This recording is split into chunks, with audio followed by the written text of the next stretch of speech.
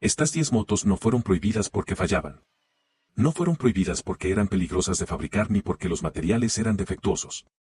Fueron prohibidas porque funcionaban demasiado bien. Japón construyó durante los años 80 y 90 las máquinas de 2 ruedas más brutalmente eficientes que el mundo había visto. Motos que salían de fábrica capaces de humillar a superbikes europeas que costaban el doble. Motos que los propios fabricantes tenían que mentir sobre sus cifras reales para no provocar un colapso en las aseguradoras. Motos que los gobiernos primero aprobaron, después condujeron y después prohibieron porque entendieron demasiado tarde lo que habían dejado pasar. Lo que vas a ver hoy no es una lista de motos rápidas. Es la historia de cómo Japón casi destruyó el concepto de límite de velocidad con tecnología de fábrica accesible para cualquier persona con licencia de conducir. Número 10. Kawasaki ZZR11001990. En 1990, Kawasaki hizo algo que ningún fabricante había tenido el descaro de hacer antes, construyó la moto de producción más rápida del mundo y la vendió en el concesionario de la esquina. Sin restricciones. Sin requisitos especiales. Sin advertencias más allá del manual del propietario. Si tenías licencia y el dinero, la ZZR1100 era tuya. El motor era un 4 cilindros en línea de 1052 centímetros cúbicos con inyección de aire RAM que a velocidades altas forzaba aire adicional hacia los carburadores, incrementando la potencia de forma progresiva exactamente cuando menos lo necesitabas en términos de seguridad. En números oficiales, 147 caballos. En los bancos de prueba reales, consistentemente por encima de 155. La velocidad máxima superaba los 280 km por hora de forma rutinaria. Para contextualizar eso, en 1990, un Porsche 911 Turbo llegaba a 260 km por hora, costaba 6 veces más. El problema no era solo la velocidad punta. Era la forma en que llegaba. La ZZR1100 aceleraba de 0 a 100 en 2.9 segundos y seguía empujando con una linealidad inquietante. Que no daba señales claras al piloto de que la situación estaba fuera de control hasta que ya lo estaba. Reino Unido fue el primer gobierno en reaccionar. Las aseguradoras británicas comenzaron a rechazar conductores menores de 25 años directamente, sin negociación. Las que aceptaban pedían primas anuales equivalentes al precio de una moto nueva de gama media. Alemania introdujo revisiones técnicas adicionales para la importación. Francia la colocó en categoría de supervisión especial. Kawasaki no fue convocada por ningún gobierno. No hubo audiencias ni comunicados formales. Lo que hubo fue algo más efectivo y más silencioso, las aseguradoras simplemente dejaron de cubrirla para el perfil de comprador que más la quería, que era exactamente el perfil de comprador que más probabilidades tenía de usarla al límite. La ZZR1100 se mantuvo en producción hasta 2001 con modificaciones menores. En ese tiempo estableció un estándar que obligó a Honda, Yamaha y Suzuki a responder. Y esa respuesta es lo que construyó el resto de esta lista. Número 9, Suzuki GSX-1300R Hayabusa 1999. El nombre lo dice todo. Hayabusa en japonés significa halcón peregrino, el animal de mayor velocidad registrada en la naturaleza, capaz de alcanzar los 390 km por hora en picada. Suzuki eligió ese nombre con plena conciencia de lo que estaba diciendo. La Hayabusa de 1999 llegó con un motor de 1299 centímetros cúbicos, 4 cilindros, 173 caballos oficiales y una aerodinámica desarrollada en túnel de viento con obsesión casi patológica por reducir la resistencia al aire. El carenado era funcional hasta el punto de la fealdad calculada, no había línea que no tuviera un propósito aerodinámico específico. El resultado fue una moto que en pruebas independientes alcanzó los 312 km por hora. No en circuito cerrado con preparación especial. En carretera, con piloto estándar y configuración de serie. Ese número provocó exactamente lo que Suzuki debería haber previsto, pánico institucional. Alemania, que ya venía monitoreando la escalada de potencia de las superbikes japonesas, convocó a los 4 grandes fabricantes, Suzuki, Honda, Kawasaki y Yamaha, a una reunión que en la industria se conoce como el Acuerdo de Caballeros Europeo de 2000. El resultado fue un límite voluntario, aunque con toda la voluntariedad de una multa, ninguna moto de producción superaría los 299 km por hora de velocidad máxima ni los 186 caballos de potencia. Suzuki limitó electrónicamente la Hayabusa a 299 km por hora para el mercado europeo. En Japón hizo lo mismo bajo presión interna del gobierno. En Estados Unidos, donde no existía ese acuerdo, las unidades originales sin limitar siguieron vendiéndose durante un tiempo antes de que Suzuki homologara voluntariamente el límite de forma global. Lo que ningún acuerdo pudo limitar fue el mercado paralelo. Modificar el limitador electrónico de una Hayabusa costaba menos de 200 pesos con el kit adecuado. Las ventas del kit superaron cualquier previsión razonable. La Hayabusa fue tan disruptiva que forzó un cambio en las reglas del mercado global de superbikes. Ninguna otra moto en la historia puede decir eso. Y sigue en producción hoy, con la tercera generación lanzada en 2021, todavía limitada a 299 km por hora, todavía con ese nombre que no deja dudas sobre lo que pretendía ser. Número 8, Honda CBR 900RR Fireblade 1992. 538. Soichiro Honda tenía una filosofía que sus ingenieros conocían de memoria: el hombre que conduce debe ser el componente más importante, no el motor. La CBR 900RR de 1992 fue la interpretación más extrema que Honda jamás hizo de esa filosofía, y casi destruye el mercado europeo de motos deportivas en el proceso. El concepto era de Tadao Baba, el ingeniero que llevaría la Fireblade durante años. Baba no quería la moto más potente. Quería la moto más rápida en carretera real, que no es lo mismo. Y para lograrlo tomó una decisión que nadie esperaba: meter un motor de litro en un chasis de 600. El resultado fue una moto que pesaba 185 kilogramos con el depósito lleno, cuando sus competidoras directas rondaban los 220. El motor de 893 centímetros cúbicos producía 122 caballos, no el número más alto de su categoría, pero la relación peso-potencia era algo que la industria no había visto antes en una moto de calle. La Fireblade no era rápida en línea recta de la misma forma que la ZZR 1100. Era rápida en todo: en las curvas respondía con una precisión que los pilotos describían como pensamiento directo, en los cambios de dirección reaccionaba antes de que la decisión estuviera completamente formada, y en las frenadas el peso reducido permitía llevarla al límite con una confianza que sus rivales no podían ofrecer. Las autoridades británicas la catalogaron como inapropiada para conductores con menos de 3 años de experiencia en un comunicado que no tenía ningún respaldo legal, pero que las aseguradoras adoptaron como política propia de forma inmediata. Alemania la incluyó en la lista de motos bajo supervisión especial. En Australia, el estado de Nueva Gales del Sur la prohibió directamente para titulares de licencia provisional. Honda respondió de la única forma que le quedaba: siguió evolucionando la moto. Cada generación de Fireblade fue más extrema que la anterior, y cada generación provocó la misma respuesta institucional. El ciclo se repitió durante más de una década. Lo que Baba había creado no era solo una moto. Era un argumento técnico sobre lo que una moto de calle podía ser, y ese argumento resultó demasiado convincente para que los reguladores lo ignoraran. Número 7, Kawasaki Ninja ZX-9R1994. Hay motos que son rápidas. Y hay motos que son rápidas de una forma que hace que la gente pierda el juicio en el momento equivocado. La Kawasaki ZX-9R era la segunda categoría. Kawasaki lanzó la ZX-9R en 1994 como respuesta directa a la Fireblade. El planteamiento era idéntico: máximo rendimiento en el mínimo peso posible. El motor era un 4 cilindros de 899 centímetros cúbicos con 139 caballos y una entrega de potencia que los pilotos de la época describían como lineal hasta que deja de serlo, lo cual era exactamente tan peligroso como suena. La ZX-9R tenía una característica particular que la hacía especialmente problemática en manos inexpertas: entre los 8.000 y los 11.000 revoluciones por minuto el motor entregaba potencia de forma progresiva y predecible. Por encima de los 11.000, la curva de par cambiaba de carácter completamente y la moto respondía de una forma que sorprendía incluso a pilotos con experiencia en superbikes.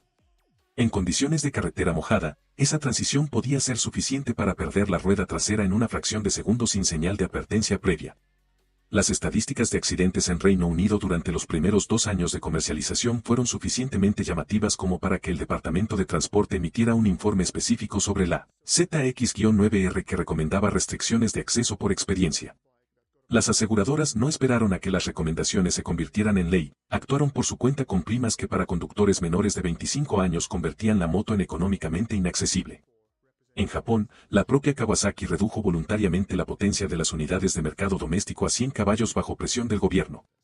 En Europa y Estados Unidos siguió vendiéndose con especificación completa, lo que generó un mercado de reimportación desde Japón en dirección inversa que nadie había anticipado: compradores japoneses que querían la versión sin limitar y la importaban de vuelta desde mercados extranjeros. La ZX-9R es uno de los ejemplos más claros de cómo una moto puede ser perfectamente legal y simultáneamente inaceptable para los sistemas diseñados para gestionar el riesgo en carretera. Número 6. Yamaha YZF R11998. Cuando Yamaha presentó la R1 en el Salón de Colonia de 1997, los ingenieros de Honda, Kawasaki y Suzuki que estaban presentes entendieron inmediatamente que tenían un problema. No con la moto de Yamaha. Con las suyas propias. La R1 de primera generación pesaba 177 kilogramos. Tenía un motor de 998 centímetros cúbicos con 150 caballos reales, verificados en banco, sin los redondeos optimistas que otros fabricantes usaban habitualmente en sus comunicados de prensa. Y el chasis era el resultado de una obsesión específica de Masao Furusawa, el ingeniero jefe del proyecto. Quería una moto cuya distancia entre ejes fuera tan corta como la de una 600, con la potencia de 1 litro. Lo logró. Y el resultado fue una moto que en manos expertas era la cosa más rápida que había circulado legalmente por una carretera hasta ese momento. En manos inexpertas era una lección de física impartida con consecuencias inmediatas. El problema particular de la R1 era su geometría. La distancia entre ejes reducida hacía que la moto fuera extremadamente sensible a los cambios de peso del piloto. Una posición incorrecta en una curva rápida no era una sugerencia de corrección, era el inicio de una situación que se desarrollaba en décimas de segundo. Alemania introdujo un requisito específico para la R1 dentro de su programa de verificación técnica de motocicletas de alto rendimiento. Austria la incluyó en una lista de motos que requerían certificación adicional del conductor para ser aseguradas. En Australia, Victoria y Nueva Gales del Sur la prohibieron para licencias provisionales de forma simultánea, lo cual era inusual dado que los dos estados raramente coordinaban sus políticas de tránsito. Yamaha recibió en 1999 una carta formal del gobierno japonés solicitando información sobre los protocolos de prueba de la R1 antes de su lanzamiento. La carta insinuaba, sin afirmarlo directamente, que los procedimientos estándar de homologación quizás no eran suficientes para una moto con esas características. Yamaha respondió con datos técnicos. El gobierno japonés archivó la carta. La R1 siguió vendiéndose. Pero el intercambio quedó registrado como el primer caso documentado en que el gobierno japonés cuestionó formalmente si sus propios fabricantes estaban construyendo algo demasiado rápido para existir. Número 5, Honda RC451994. Esta es la moto más cara de esta lista, la menos vendida y la que tiene la historia más extraña de todas, porque Honda la construyó sabiendo que perdería dinero en cada unidad. Y la construyó de todas formas. La RC45 era un requisito de homologación. Para competir en el Campeonato Mundial de Superbikes, el reglamento exigía que el fabricante produjera al menos 200 unidades de calle idénticas a la moto de competición. Honda construyó exactamente 200. El precio de venta fue de 35.000 pesos en 1994, que en valor actual equivale a cerca de 70.000 pesos.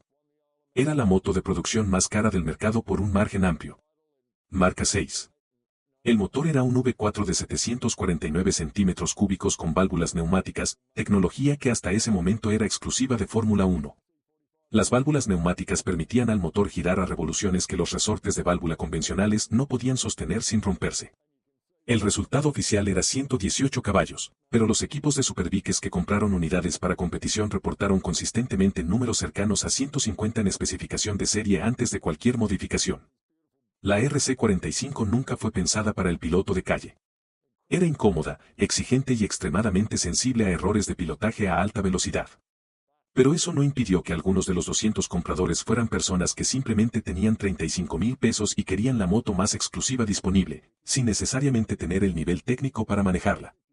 El gobierno japonés convocó a Honda en 1995 para una reunión en la que le preguntó directamente cuántas de las 200 unidades habían sido vendidas a pilotos con experiencia en circuito verificable. Honda no tenía esa información. El gobierno sugirió que en el futuro sería conveniente tenerla.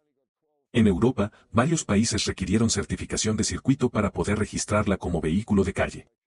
En Estados Unidos, las aseguradoras la clasificaron en la categoría de riesgo más alta disponible, compartida con vehículos de competición modificados para calle, lo cual era técnicamente lo que era. Honda vendió las 200 unidades. Perdió dinero en cada una. Ganó el Campeonato Mundial de Superbikes en 1997 y 2000. En la ecuación de Honda, eso era exactamente lo que valía la inversión. Número 4, Suzuki RGV 250 Gamma 1989. 1515-1745.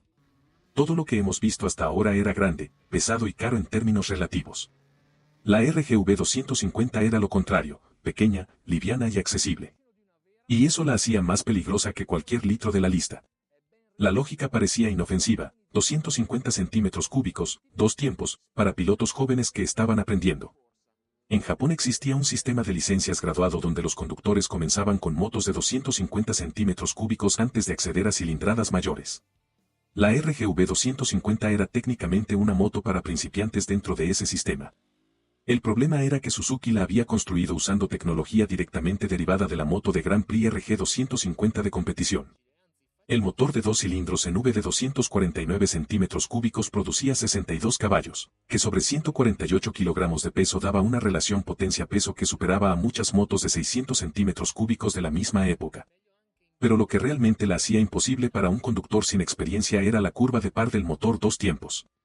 Por debajo de los 8.000 revoluciones por minuto la moto era casi lenta.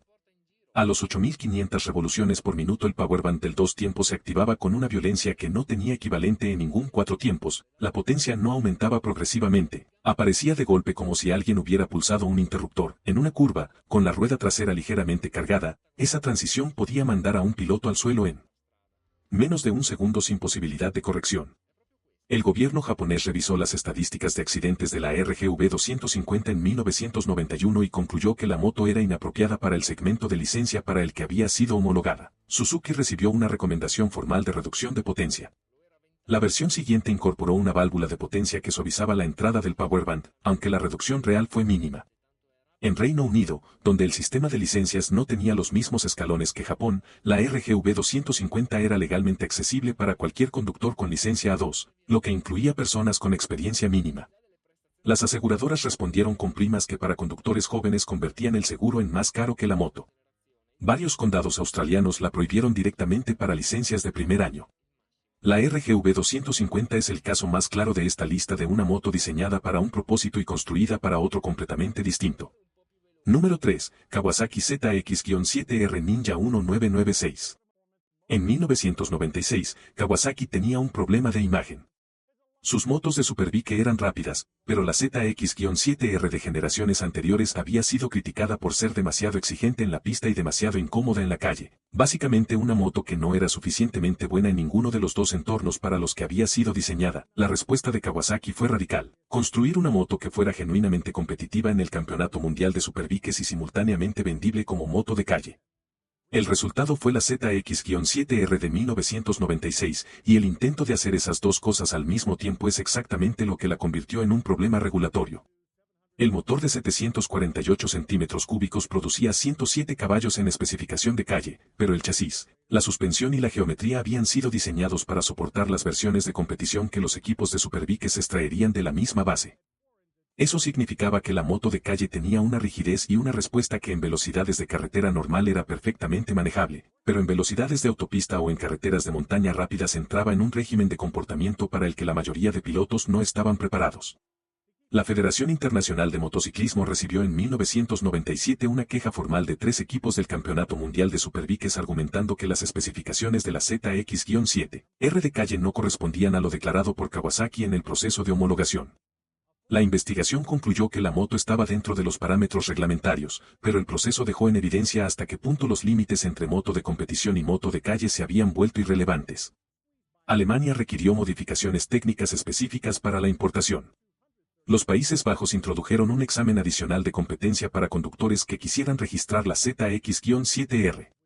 En Japón, la versión doméstica fue limitada a 75 caballos bajo presión gubernamental, creando una diferencia de 32 caballos entre la moto que Kawasaki vendía en su propio país y la que exportaba al resto del mundo. Esa diferencia es uno de los capítulos más reveladores de la historia de la industria motociclista japonesa. Los fabricantes sabían que sus motos eran demasiado rápidas para sus propios ciudadanos, y las vendían sin límites al exterior. Número 2. Honda NSR 250 RSP 1990. Si la RGV 250 de Suzuki era peligrosa, la NSR 250 RSP de Honda era algo diferente. No era una moto que hubiera salido mal. Era una moto que había salido exactamente como Honda quería, y ese era precisamente el problema. El SP, Special Purpose, era la versión de homologación de competición del NSR 250R. Honda fabricaba las unidades mínimas requeridas por el reglamento para que sus equipos pudieran competir en el campeonato japonés de 250 centímetros cúbicos. El precio duplicaba al de la versión estándar. Las listas de espera superaban el año. El motor era el mismo V2 de 2 tiempos de 249 centímetros cúbicos, pero en especificación SP las tolerancias de fabricación eran de precisión de competición, los carburadores eran de mayor diámetro, el escape era titanio y la potencia llegaba a 72 caballos, 10 más que la versión estándar con una diferencia de peso de apenas 3 kilogramos. En términos de relación potencia-peso, la NSR 250 RSP era en 1990 la moto de producción más extrema por unidad de cilindrada que existía en el planeta. No la más rápida en velocidad punta, sino la más extrema en lo que entregaba por centímetro cúbico de motor. El gobierno japonés tenía un seguimiento específico de la NSR 250 RSP desde su primer año de producción. Las estadísticas de accidentes graves en el segmento de 250 centímetros cúbicos mostraban una sobrerepresentación estadística de la SP que no podía explicarse por el volumen de unidades vendidas. En términos simples, la SP causaba accidentes graves en una proporción mayor de la que correspondería a su cuota de mercado. En 1993, el gobierno japonés comunicó formalmente a Honda que el programa SP en la categoría de 250 centímetros cúbicos debía ser revisado. Honda respondió con datos técnicos sobre los programas de formación que acompañaban la venta de las unidades SP. El gobierno no quedó satisfecho. En 1994, Honda discontinuó silenciosamente la versión SP sin ningún comunicado oficial que explicara la decisión. En Europa, las unidades que habían llegado vía importación paralela ya estaban en el mercado. Las aseguradoras las trataban como motos de competición para calle porque técnicamente eso era lo que eran. En varios países simplemente no había categoría regulatoria adecuada para clasificarlas. La NSR 250 RSP es quizás el único caso en esta lista donde el fabricante retiró el producto no porque los gobiernos lo obligaran formalmente, sino porque la presión fue suficientemente clara para que Honda tomara la decisión antes de que llegara la orden. Número 1. Kawasaki H2R2015. Todo lo que hemos visto hasta ahora fue prohibido, restringido o retirado. La Kawasaki H2R es diferente, es una moto que Kawasaki construyó sabiendo desde el primer día que nunca podría ser legal en ninguna carretera del mundo. Y la vendió de todas formas. No es un error de clasificación ni un problema de homologación que se pueda resolver con modificaciones. La H2R fue diseñada desde cero como moto exclusiva de circuito, y lo que Kawasaki hizo fue venderla directamente al público general sin intermediarios institucionales. Cualquier persona con suficiente dinero podía comprarla. Lo único que no podía hacer con ella era circular legalmente en ningún país del planeta. El motor es un 4 cilindros en línea de 998 centímetros cúbicos con compresor centrífugo desarrollado internamente por Kawasaki, la primera moto de producción con supercargador en la historia moderna. La potencia oficial es de 300 caballos. Las mediciones independientes en banco han registrado consistentemente entre 326 y 340 caballos dependiendo de las condiciones atmosféricas. Para contextualizarlo, la Bugatti Veyron de 2005, considerada durante años el automóvil de producción más potente del mundo, producía 1001 caballos con un motor de 8000 centímetros cúbicos. La H2R produce 300 caballos con 998 centímetros cúbicos. La relación potencia por litro de cilindrada es comparable.